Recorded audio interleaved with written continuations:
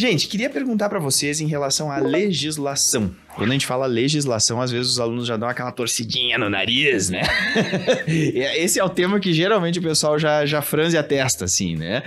Mas o que a gente pode fazer, assim, para desmistificar isso, né? E qual é a dica que a gente vai dar para a pessoa entender a legislação e não perder esse tipo de questão? Tá, então vou fazer até a minha meia-culpa. Eu sou uma das pessoas que sempre torceu a cara com legislação. Na época da minha faculdade, o estágio de saúde coletiva a gente chamava de saco, né? E eu não sei, né? O mundo dá voltas. E hoje eu sou uma entusiasta de diversos temas da saúde coletiva.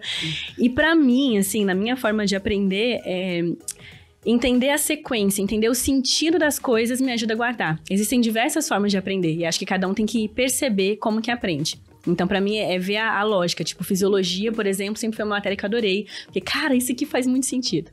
E daí, nas leis do SUS, também foi isso. Então, quando eu entendi que o SUS veio de o nosso sistema de saúde, né, não era SUS, veio de uma proposta que antes era muito voltada só pra quem tinha carteira assinada, era muito pra quem era trabalhador. E aí, a reforma sanitária traz primeiro, assim, um conceito de que, poxa, saúde é um direito de todos e é um dever do Estado. Guarda isso aí que a gente vai entender porque isso aí tem a ver com a legislação. E traz que a saúde não é só a ausência de doenças, mas ela depende de condições de lazer, de trabalho, condições de moradia. Eu começo a entender como é que foi caminhando a legislação do SUS. Então, a gente, temos que quebrar esse paradigma do jeito que a saúde é entendida no Brasil.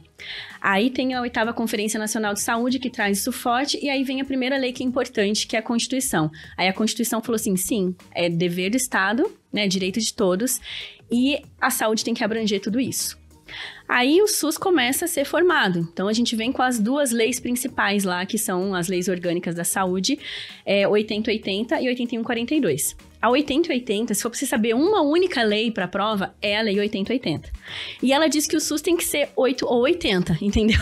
8080. Não dá para ser nada. Então, o SUS virou aquele guarda-chuvão. Por quê? Porque a saúde, ela depende de trocentas coisas. Então, o SUS vai ter que dar trocentas coisas. Ah, assistência farmacêutica? Sim, tá aqui, porque a gente tá na assistência integral. Ah, vigilância epidemiológica? Sim, porque a assistência vai ter, porque a saúde é integral. Saúde do trabalhador? Sim, tá aqui dentro também.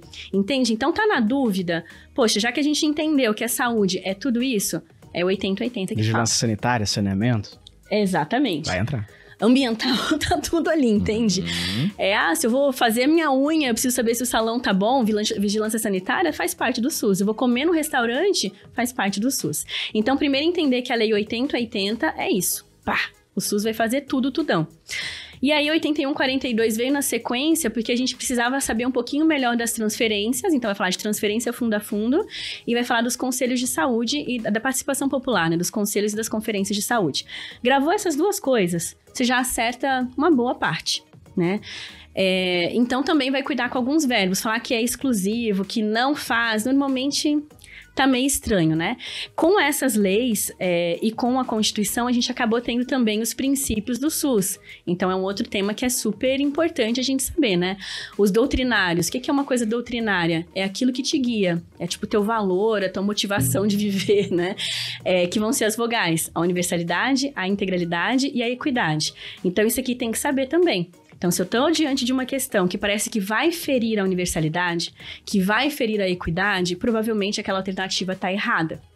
É o que eu vou restringir alguma coisa, provavelmente ela está errada. Que mais que a gente pode lembrar? Depois disso, aí o SUS teve que ser normatizado. Aí ele coloca lá, a gente tem que ser descentralizado. Como é que eu faço isso? Aí depois vem as diversas normas, né? Que graças a Deus quase não tem caído mais as NOBs. Ainda bem. Diminuiu bastante. E acho que é o principal da gente conseguir entender, assim, que a lei, ela vem a partir de uma construção histórica e que ela quer garantir que as pessoas sejam realmente tenham um acesso à saúde diferente daquilo que sempre foi no Brasil. E até aproveito para dar uma dica, assim, de uma pegadinha, né? Na Constituição e na lei não aparece equidade. Ah, é verdade. Essa pegadinha é tão sacana. É muito sacana. Porque, na verdade, coloca igualdade. Antes, as pessoas... Mas são coisas diferentes, né? Exato. Antes, as pessoas eram diferentes em termos de acesso. Então, quando você coloca assim, todos são iguais, você já dá um passo, quando a gente tá falando que que as pessoas eram diferentes. Só que depois a literatura especializada, né, os estudiosos, as leis que vieram depois, viram que a igualdade não era suficiente. Eu precisava falar de equidade, né?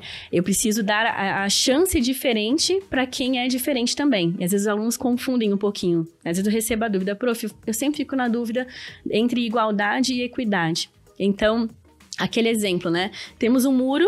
E aí a gente tem uma pessoa super alta e uma pessoa baixinha e os dois precisam ver ali na frente do muro.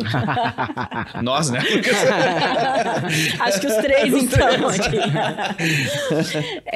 Mas a gente já tá em pé de igualdade, né? Mas vamos pensar, eu tenho o Vinícius super alto e a gente aqui querendo olhar o mesmo muro.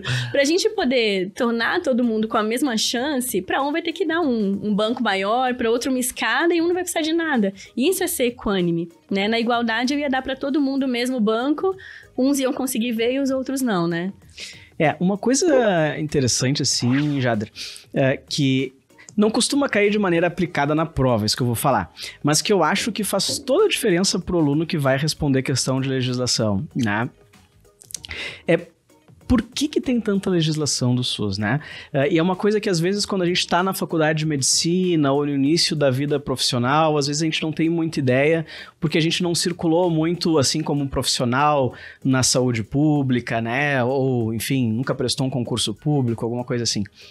Que é o seguinte, na maior parte da nossa vida, a gente pode fazer o que a gente quiser, né? Só que a gente só não pode fazer aquilo que a lei proíbe. Né? Basicamente é assim que funcionam as nossas coisas, né? Eu posso estacionar o carro onde eu quiser, a não ser o local em que tem uma placa dizendo que eu não posso, né? Quando a gente fala de qualquer coisa de gestão pública, né? De gestão de saúde, gestão administrativa, etc., é exatamente o contrário, né? Eu só posso fazer aquilo que a lei diz que eu posso fazer. Então, o SUS, ele tem tanta legislação para isso, porque para eu dizer que o SUS é um sistema universal, igualitário, integral, tem que ter algum lugar que diga isso, né? E os locais são as legislações, então é a Constituição, é a Lei 8.080, etc. Então, as leis, elas servem para isso, porque elas precisam dizer como que vai funcionar. Se não tiver a lei dizendo, não vai dar para fazer, né? Então, às vezes, também entender um pouquinho a legislação dessa maneira, eu acho que ajuda um pouco a entender melhor as questões de como que elas funcionam, Exato. Né? E quando você está na gestão, você tem a certa dificuldade, porque, por exemplo, a lei fala, o SUS tem que ser integral. Como eu vou ser integral? Aí vem um monte de lei para explicar. É verdade. Né? Que nem o decreto 7.508 de 2011 é um outro marco importante que depois que a gente saiu das NOBs, NOAS, Pacto pela Saúde, foi ele que mostrou muito mais, regionalização, a gente vai fazer assim. Isso é região de saúde. Então, tem que entender essa cronologia. Mas para as provas, conseguir guardar o 80, 80, 81, 42 já é um passo, né? E essas outras ideias que a gente comentou aqui também. Mas é um capítulo bem extenso mesmo, né? Então, se eu estou diante de uma questão que parece que vai ferir a universalidade, que vai ferir a equidade, provavelmente aquela alternativa está errada.